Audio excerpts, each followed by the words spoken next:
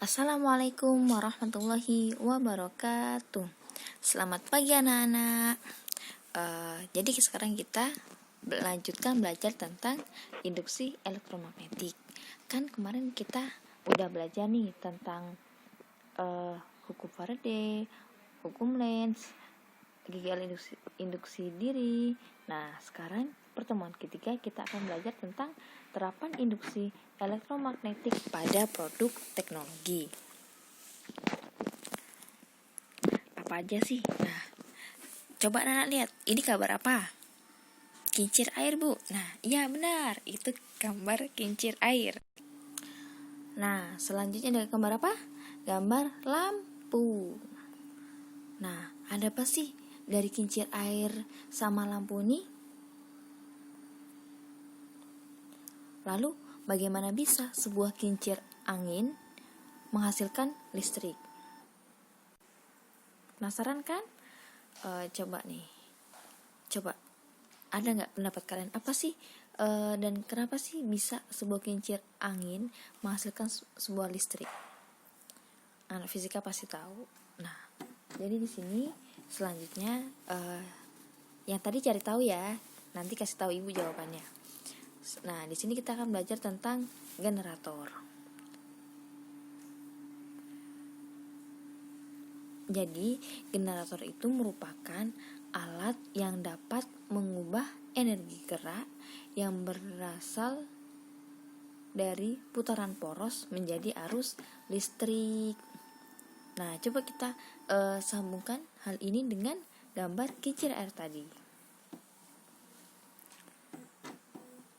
Nah, jadi dari generator listrik menjadi pembangkit listrik itu menggunakan hukum Faraday.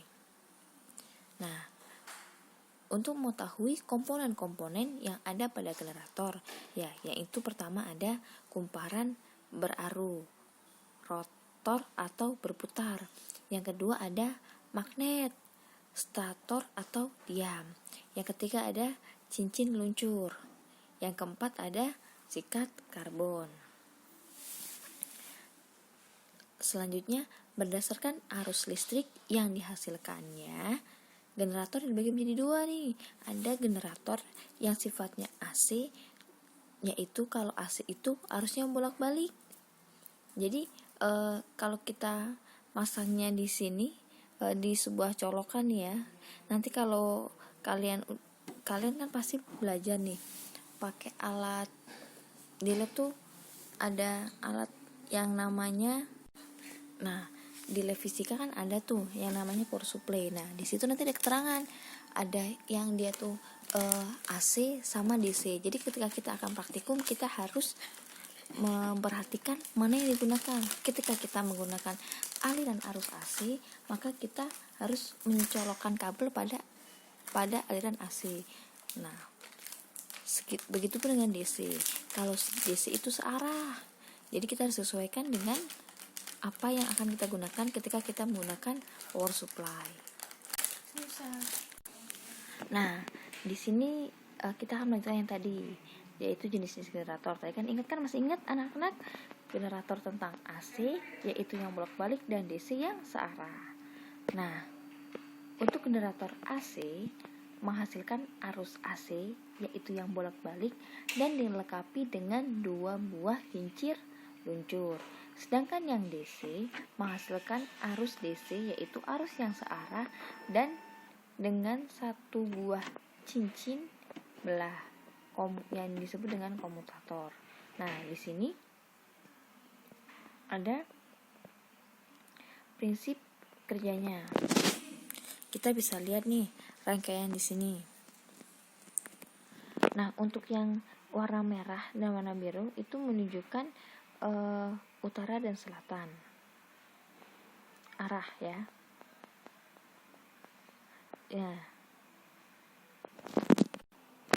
Nah, karena tadi arus AC itu bolak-balik, jadi di sini slip ring itu digabungkan karena dia bisa bolak-balik. Sedangkan pada generator DC dia dilepas karena dia harus searah. Nah, seperti itu ya anak-anak. Nah, selanjutnya yaitu prinsip kerja dari DC.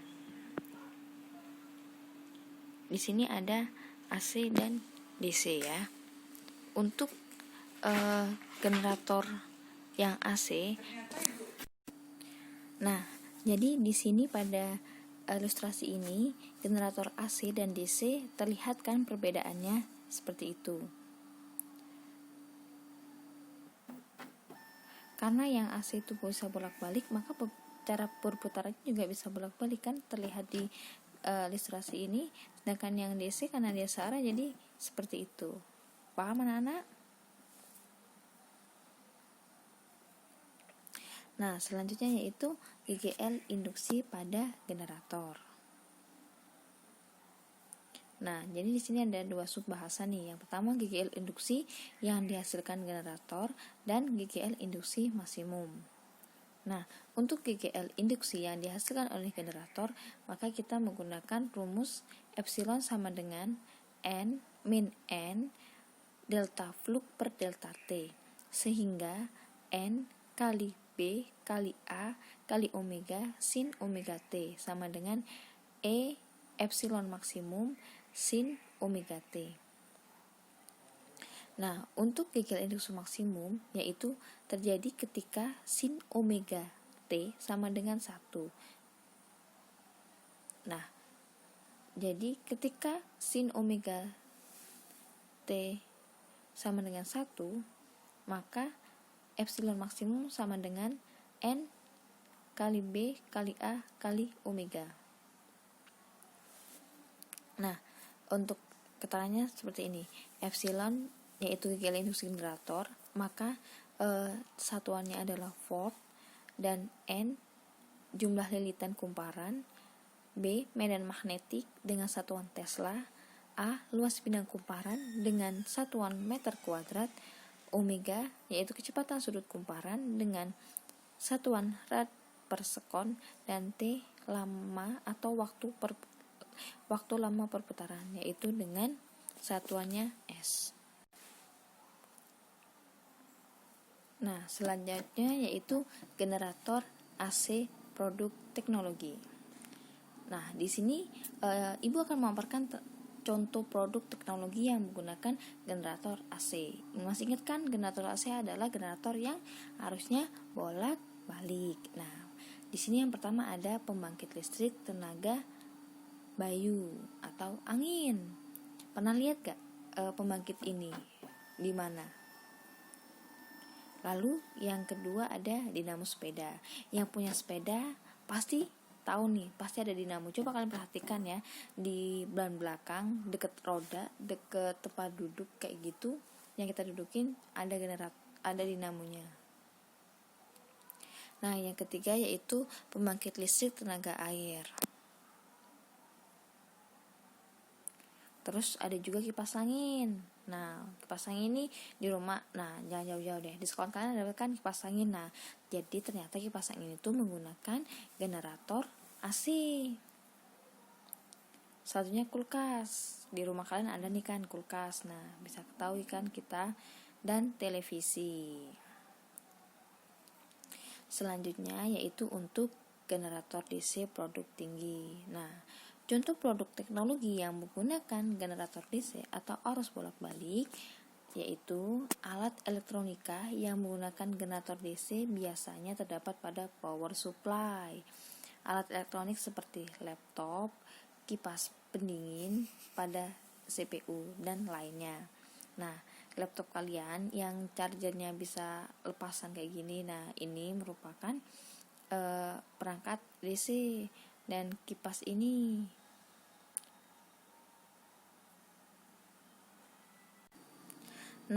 setelah kita sudah belajar tentang generator, sekarang kita akan belajar tentang transformator.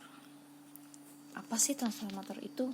Nah, transformator atau yang sering kita sebut dengan trafo merupakan alat yang digunakan untuk menaikkan atau menurunkan tegangan listrik, arus AC, arus bolak-balik ya. Nah, komponen pada trafo ini ada 3, yaitu kumparan primer, kumparan sekunder, dan inti besi. Nah, untuk prinsip kerjanya, di sini kita lihat transformator. Nah, untuk sebelah kiri yaitu kumparan primer. Pokoknya kalau ada P-nya itu merupakan lambang primer dan S-nya itu merupakan lambang sekunder. Yang tengah ini merupakan inti besi.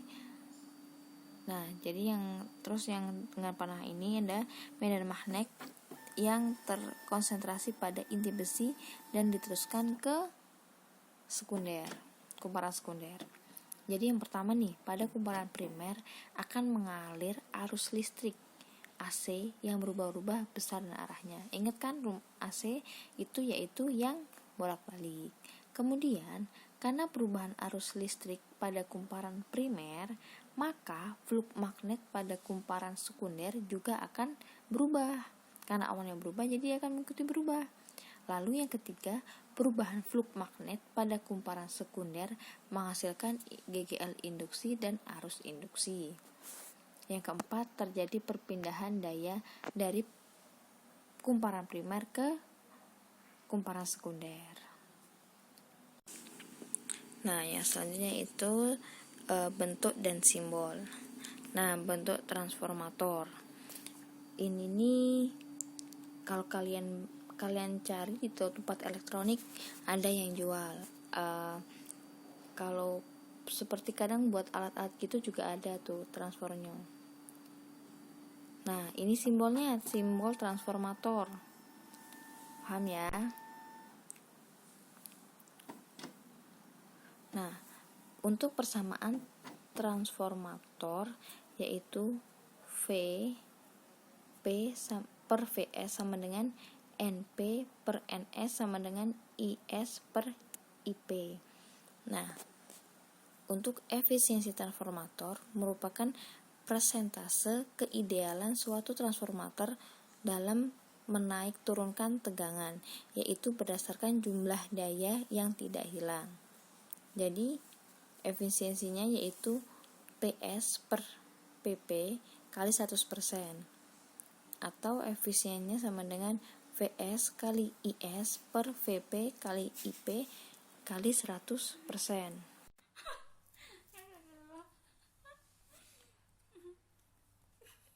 Nah, jadi keterangannya ini ya. Untuk VP yaitu tegangan primer, pokoknya kalau ada P-nya itu menandakan primer dan yang ada S-nya itu merupakan sekunder. V itu tegangan, jadi dengan satuannya volt, N tadi jumlah lilitan seperti yang sebelum-sebelumnya, dan I merupakan arus listrik yang memiliki satuan ampere. H yaitu efisiensi trafo dengan persen. P yaitu daya primer dengan watt, yaitu P watt. W P sama dengan V kali I, tegangan kali arus. Nah, untuk jenis-jenis trafo. Nah, terdapat dua jenis trafo. Yang pertama yaitu ada trafo step up dan step down. Nah, ini perbedaannya. Step up, ingat ya, up itu kan naik ke atas. Jadi step up itu yaitu menaikkan tegangan, sedangkan step down yaitu down kan turun, jadi menurunkan tegangan. Nah, untuk step up tegangan sekunder lebih besar daripada tegangan primer. Lalu jumlah lilitannya juga lebih besar daripada lilitan primer. Tapi untuk arus arus sekunder lebih besar daripada, intinya arus primer lebih kecil daripada sekunder.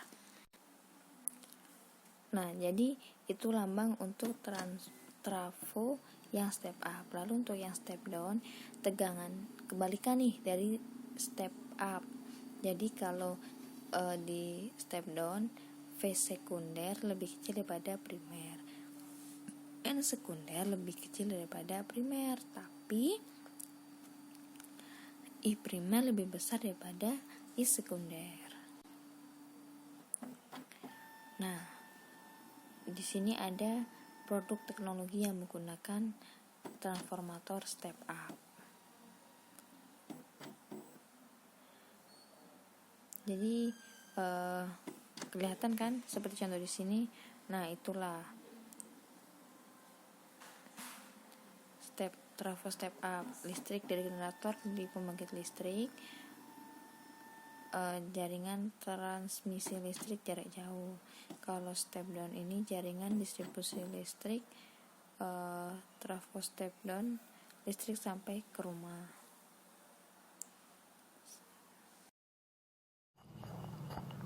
Baiklah anak-anak, sekarang kita masuk ke contoh soal. Ya, Ibu sudah menyediakan 2 contoh soal. 1 contoh soal tentang generator, kemudian 1 contoh soal lagi tentang transformator. Oke, untuk contoh soal pertama, dia tentang transformator. Diketahui trafo step up memiliki efisiensi 80%, mengubah tegangan 100 V menjadi 220 V. Kumparan sekunder dihubungkan dengan lampu 20 watt 220 volt.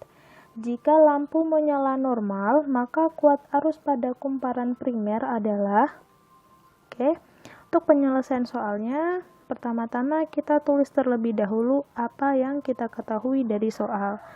Dari soal ini, hal pertama yang kita ketahui adalah jenis trafonya, yaitu trafo step up. Trafo yang berfungsi untuk menaikkan tegangan. Kemudian kita ketahui bahwa efisiensi trafonya adalah 80%. Nah, di sini ada 100 volt dan 220 volt. Karena ya dia adalah trafo step up, maka tegangan sekundernya itu lebih besar daripada tegangan primer. Nah, sehingga yang 220 volt ini merupakan tegangan sekundernya, kemudian yang 100 volt ini merupakan tegangan primernya. Nah, selanjutnya yang diketahui dari soal adalah PS atau daya sekunder, yaitu sebesar 20 watt. Oke? Itu yang ditanyakan. Kemudian itu yang diketahui ya. Kemudian yang ditanyakan adalah kuat arus pada kumparan primer atau IP-nya. Oke, kita akan jawab.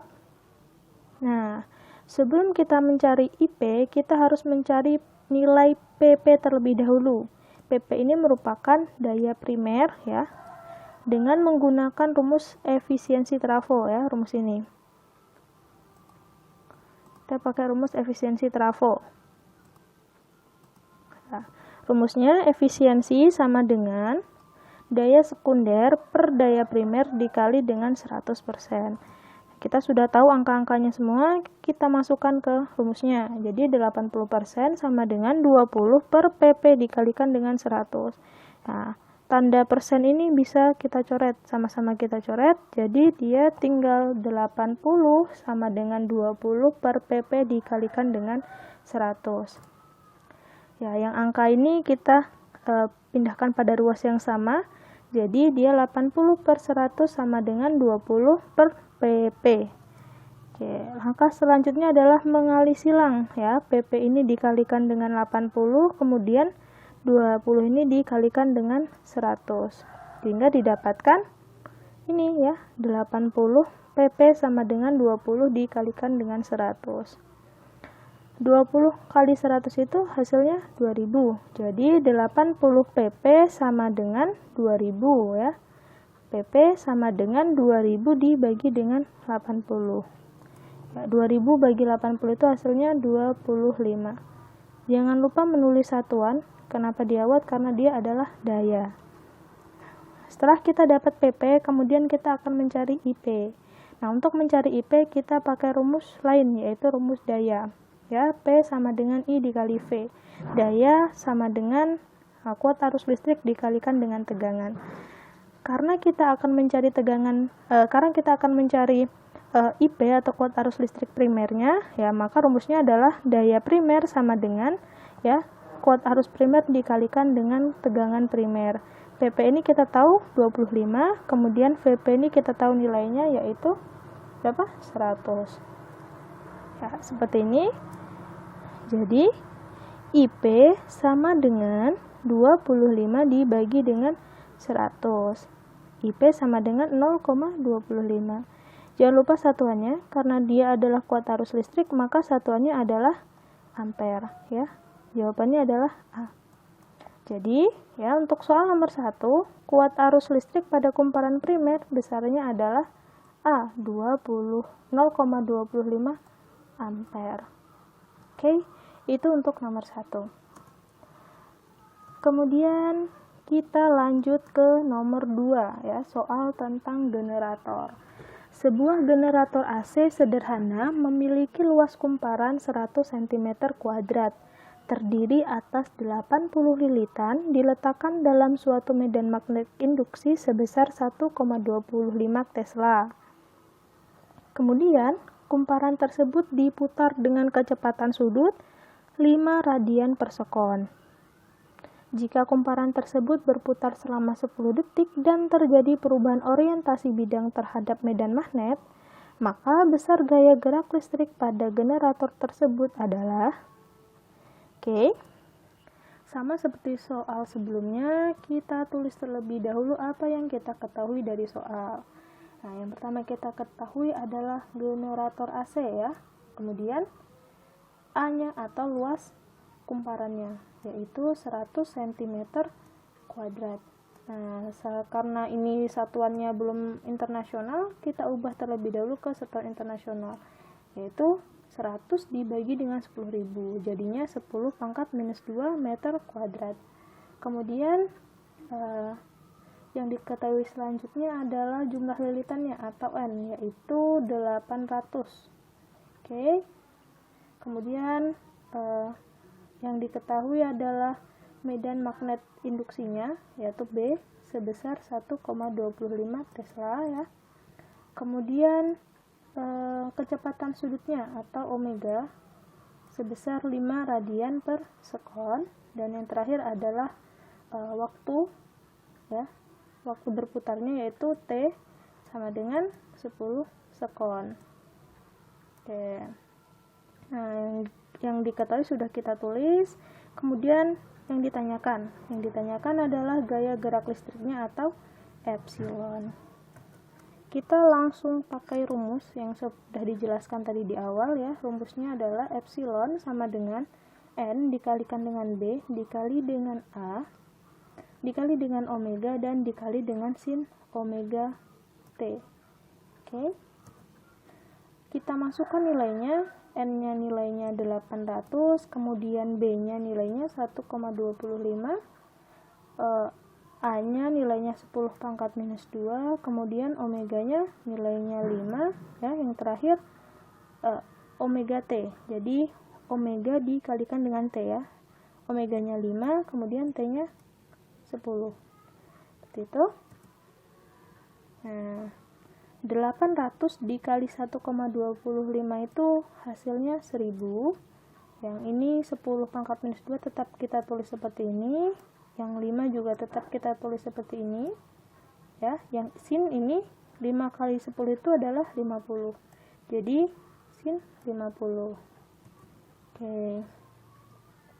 Selanjutnya 1000 dikali 10 pangkat minus 2 itu adalah 10 ya. Ingat kan kalau 10 pangkat 3 dikali 10 pangkat minus 2 itu sama dengan 10 pangkat 3 dikurang 2. Jadi hasilnya 10 pangkat 1 atau 10.